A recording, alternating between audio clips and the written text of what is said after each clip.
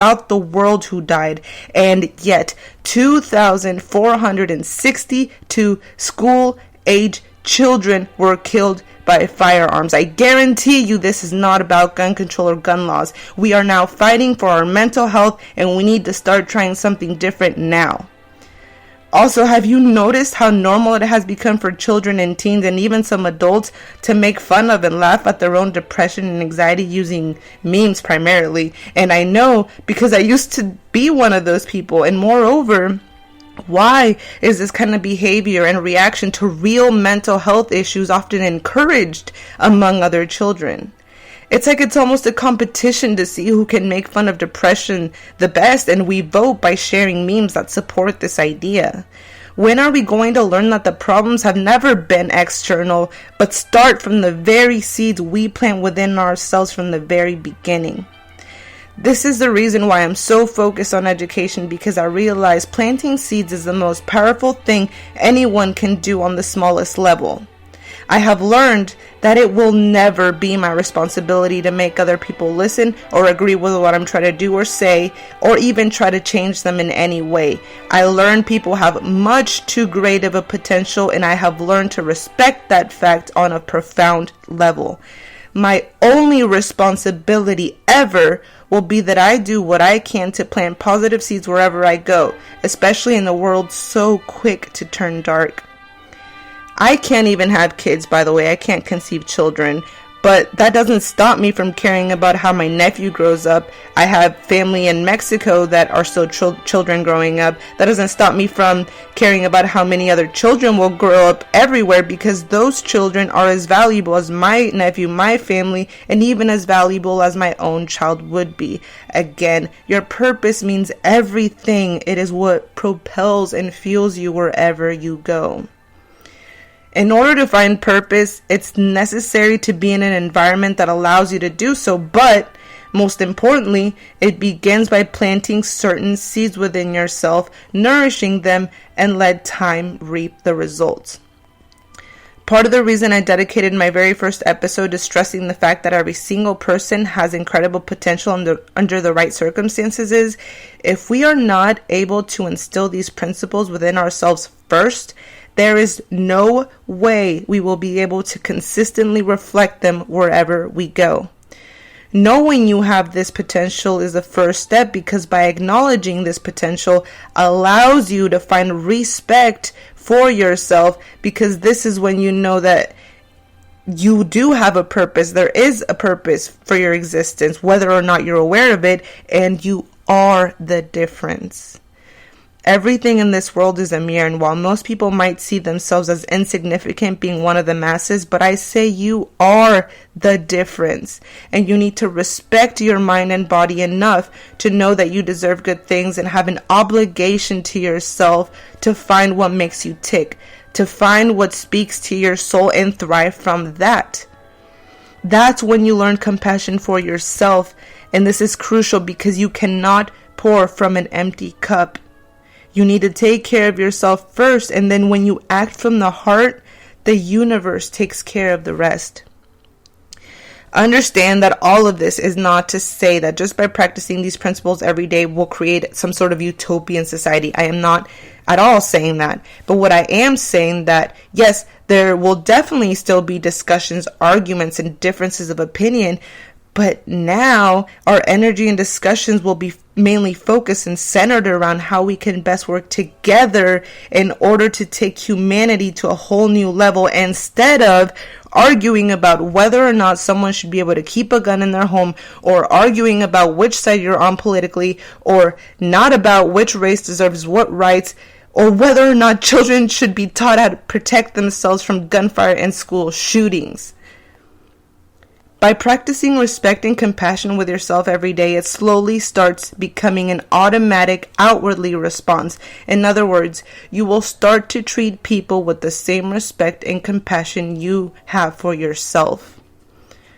Although I will say compassion is one that takes a little bit more work, because it involves not only respecting the lives and beliefs of the people around you, but it also means willingly giving where you can without expecting anything in return or without wanting to change someone else. In my episode about attention, I talked about how neurologically we have an automatic and analytical response system.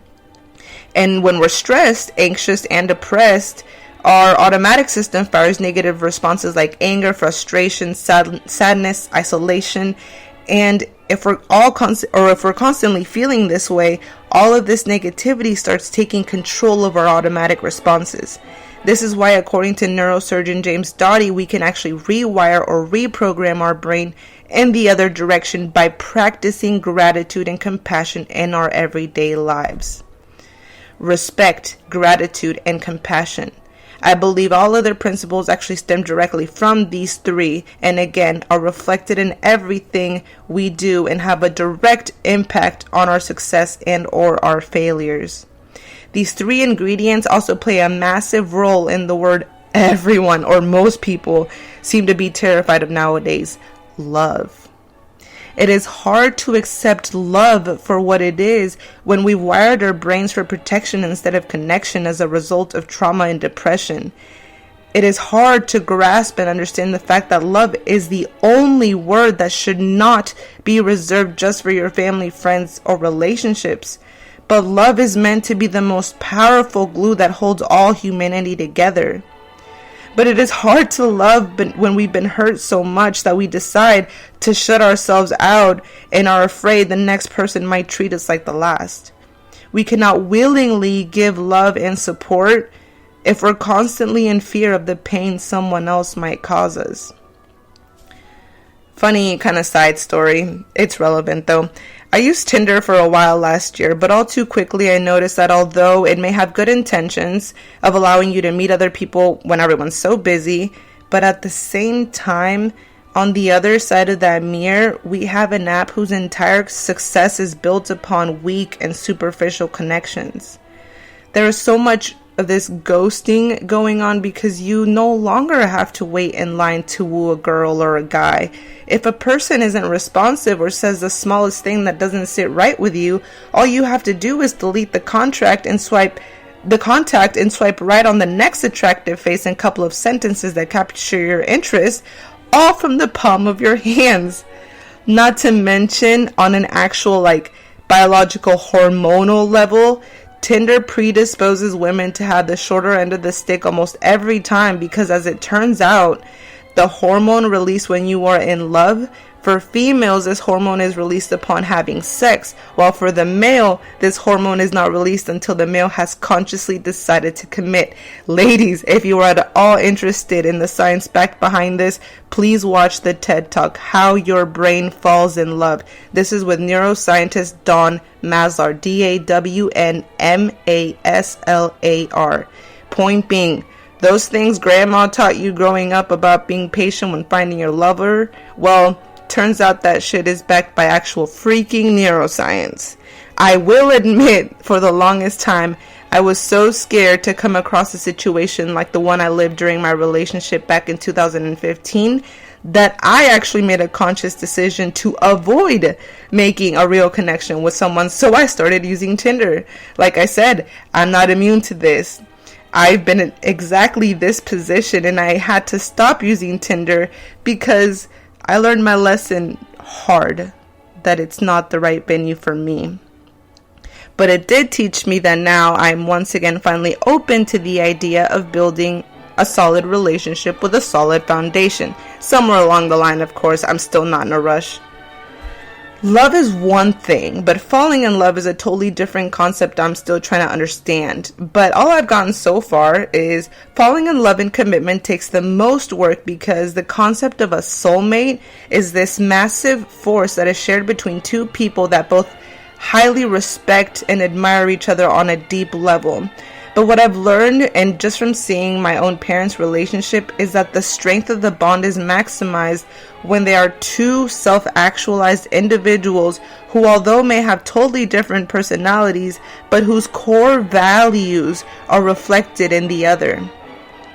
It seems to involve two individuals who know and stay true to themselves while accepting the other and come together for the purpose of supporting each other and making each other's lives better.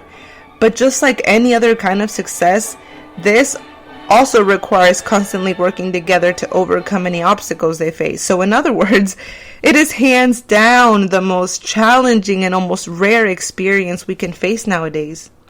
The problem is, these days no one wants to put in all that work when 1, we're emotionally unstable, 2, we've wired our brains for protection instead of connection, and on top of that, our lives are already exhausting and we don't have time to search and we want everything to happen now. Obviously, I am not saying every case or every Tinder case is like this, because I actually know some people who found their spouse on Tinder, but in general, just listen to how others talk about the app. It's all too real. The meaning of love just isn't what it used to be, and beneath it all is kind of like our dwindling ability to make meaningful connections.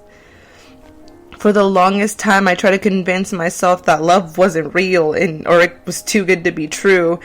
But what I didn't realize is that love itself is the most powerful structure that exists in the universe, and it is the one that requires the most work in order to fully internalize and then project wherever we go. So if you want to find a purpose or your purpose, starting with these basic principles is really all it takes. Of course, being episode on education, I'm of course being focused on education, I'm ending this episode with how these principles can be reflected both in our everyday lives and in my imaginary educational system. First and foremost, gratitude. Simply be thankful every day. I know life sucks sometimes, I know all too well, and we don't choose a lot of the shitty things that happen to us. But be grateful for getting to live another day, knowing you always have the opportunity to change your circumstances whenever you decide it's time. And it all starts with the smallest of actions, and it starts by having the courage to open up and speak your story, to speak the truth. Be thankful for your teachers and the people around you that try to instill good habits and good values in your life. To respect, again, requires acknowledging our existence and our value, as well as the existence and value of the people around us. This requires human interaction, and it allows us to learn the ability to resolve issues by working together through mutual respect. Early education should revolve around this fact, which in my head translate to open learning environments in schools oriented towards facilitating unstructured interactions among young children. Next, compassion.